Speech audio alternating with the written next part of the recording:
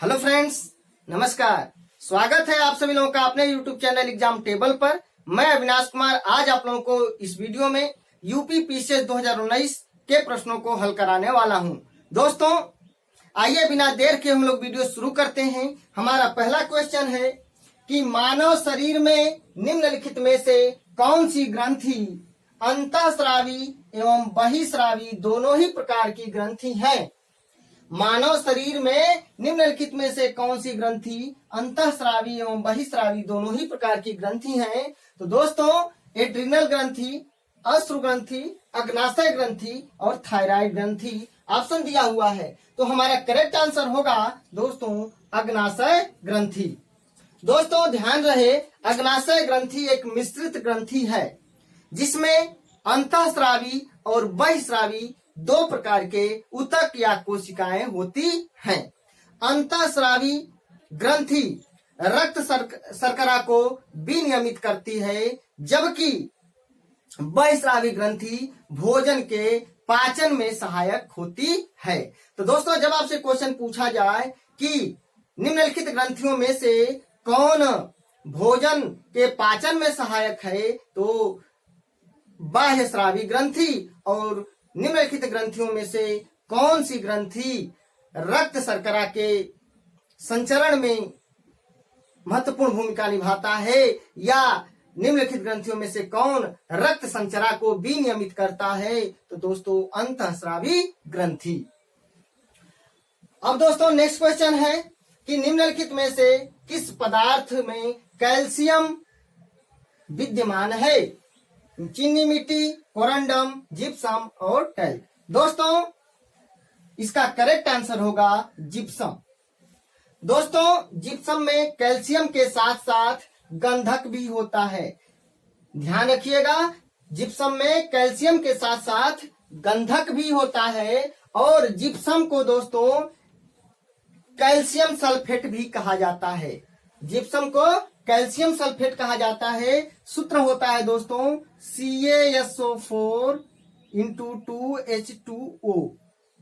Gypsum को calcium sulphate भी कहा जाता है और जिप्सम में कैल्शियम के साथ साथ गंधक भी होता है। और दोस्तों जिप्सम का प्रयोग प्लास्टर ऑफ पेरिस बनाने में किया जाता है, सीमेंट उद्योग में किया जाता है, स्वाद के लिए किया जाता है और दोस्तों अमोनियम सल्फेट बनाने में भी जिप्सम का प्रयोग किया जाता है।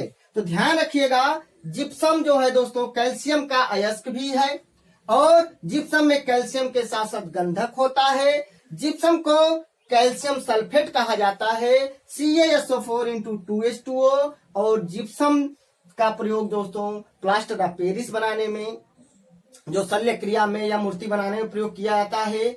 उसके बाद दोस्तों जिप्सम का प्रयोग सीमेंट उद्योग में किया जाता है। उसके बाद दोस्तों जिप्सम का प्रयोग जो है अमोनियम सल्फेट बनाने में किया जाता है। और दोस्तों कोरंडम जो है एल्युमिनियम का अयस्क होता है। नेक्स्ट क्वेश्चन दोस्तों, निम्नलिखित में से कौन सही सुमेलित नहीं है। दोस्तों पहला ऑप्शन है सिल्वर ब्रोमाइड और कृत्रिम प्रकाश संश्लेषण। दोस्तों ये हमारा करेक्ट आंसर होगा, क्योंकि सिल्वर ब्रोमाइड का प्रयोग कृत्रिम प्रकाश संश्लेषण के लिए नहीं होता है। सिल्वर ब्रोमाइड का प्रयोग दोस्तों इसके जगह पे क्या होना चाहिए दोस्तों, फोटोग्राफी होना चाहिए।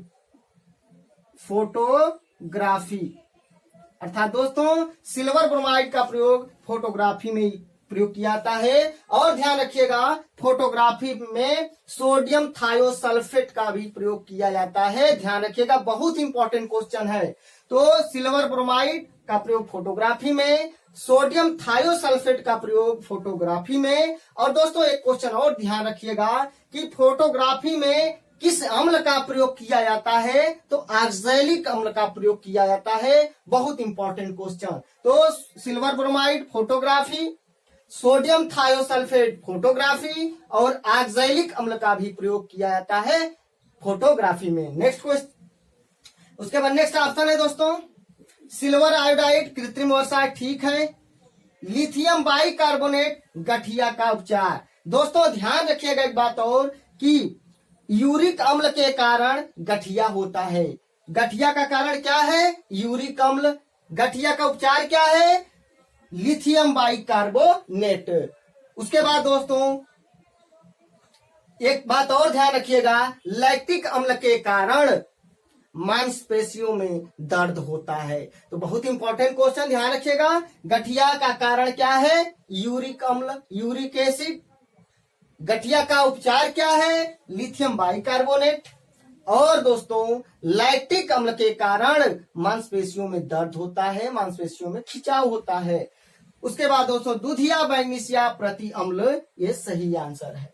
उसके बाद दोस्तों अब दोस्तों हमारा अगला क्वेश्चन है, चौथा नंबर क्वेश्चन, कि तुलसी के पौधे का औषधीय महत्व निम्नांकित की उपस्थिति के कारण होता है। अकार्बनिक अम्ल, कार्बनिक अम्ल, फिनाल एवं फ्लेवोनाइड, और चौथा उपरोक्त में से कोई नहीं। तो दोस्तों इसका करेक्ट आंसर होगा फिनाल एवं फ्लेवोनाइड। दोस्तों तुलसी का पौधा एक बहुत ही गुणकारी, बहुत ही लाभकारी पौधा है। तुलसी के पौधे का प्रयोग अनेक रोगों में किया जाता है। दोस्तों तुलसी के पत्ते के अर्क में फिनाल, फ्लेवोनाइड के साथ साथ ग्लाइकोसाइड और सैपोनिन भी उपस्थित होता है। तो ध्यान रखिएगा, तुलसी के पत्ते के अर्क में फिनाल एवं फ्लेवोनाइड के अलावा ग्लाइकोसाइड और सैपोनिन भी उपस्थित होता है। दोस्तों अब हमारा अगला क्वेश्चन है, पांचवा नंबर क्वेश्चन, कि इकोसिस्टम के संबंध में निम्न में से क्या सत्य है? तो दोस्तों इसका करेक्ट आंसर होगा सी वाला ऑप्शन, उत्पादक प्राथमिक उपभोक्ता से अधिक होते हैं। दोस्तों इकोसिस्टम में, पारिस्थितिकी तंत्र में प्रत्येक पोषण स्तर से आगे बढ़ने पर ऊर्जा का ह्रास होता है। पारिस्थितिकी तंत्र में, इकोसिस्टम में प्रत्येक पोषण स्तर से आगे बढ़ने पर ऊर्जा का ह्रास होता है, जिसके कारण उत्पादकों की संख्या उपभोक्ताओं की संख्या से अधिक होती है। तो उत्पादक प्राथमिक उपभोक्ता से अधिक होते हैं। और दोस्तों इकोसिस्टम में, पारिस्थितिकी तंत्र में शाकाहारियों की संख्या मांसाहारियों से अधिक होती है। अब दोस्तों हमारा अगला क्वेश्चन है, छठा नंबर क्वेश्चन, कि सुपोषण के संदर्भ में निम्नलिखित में से कौन सा कथन सही है या सही है? तो दोस्तों सबसे पहले जान लेते हैं कि सुपोषण किसे कहते हैं। दोस्तों जब कोई जल निकाय खनिजों एवं पोषक तत्वों से अधिक समृद्ध हो जाता है, अर्थात जल निकाय में खनिजों और पोषक तत्वों की अधिकता हो जाती है, तो वह शैवालों की अत्यधिक वृद्धि को प्रेरित करता है। जब जल निकाय खनिजों एवं पोषक तत्वों से अधिक समृद्ध हो जाता है, तो वह शैवालों की अत्यधिक वृद्धि को प्रेरित करता है, और इस घटना को, इस प्रक्रिया को सुपोषण कहते हैं। और इस प्रक्रिया के बाद दोस्तों जल में घुलित ऑक्सीजन की कमी हो जाती है। तो दोस्तों हमारा आंसर होगा, देखिए ऑप्शन है एक नंबर में पहले दिया है, यह जल निकाय के पोषक तत्व संवर्धन की घटना है। सही बात है, सुपोषण में यह जल निकाय के पोषक तत्व संवर्धन की घटना है। सही बात है, निकाय में खनिजों और पोषक तत्वों की अधिकता होती है, तो वह शैवालों की अत्यधिक वृद्धि को प्रेरित करता है। तो यह जल निकाय के पोषक तत्व संवर्धन की घटना है, और यह जल निकाय में घुलित ऑक्सीजन को कम करता है। तो दोनों आंसर हमारा 1 और 2 नंबर अर्थात सी वाला ऑप्शन हमारा करेक्ट होगा। 1 और 2 करेक्ट आंसर होगा। नेक्स्ट क्वेश्चन, 7वां नंबर, मानव गतिविधियों से परिवर्तित पर्यावरण। मानव गतिविधियों से परिवर्तित पर्यावरण क्या कहलाता है? नैसर्गिक पर्यावरण, एंथ्रोपोजेनिक पर्यावरण, शहरी पर्यावरण और आधुनिक पर्यावरण। तो दोस्तों इसका करेक्ट आंसर होगा एंथ्रोपोजेनिक पर्यावरण। मानव गतिविधियों से परिवर्तित पर्यावरण एंथ्रोपोजेनिक पर्यावरण कहलाता है। तो दोस्तों अगर आप लोगों को मेरा वीडियो अच्छा लगे प्लीज दोस्तों लाइक करें, कमेंट करें, शेयर करें, सब्सक्राइब करें और मेरा वीडियो अपने दोस्तों को भी शेयर करें। धन्यवाद।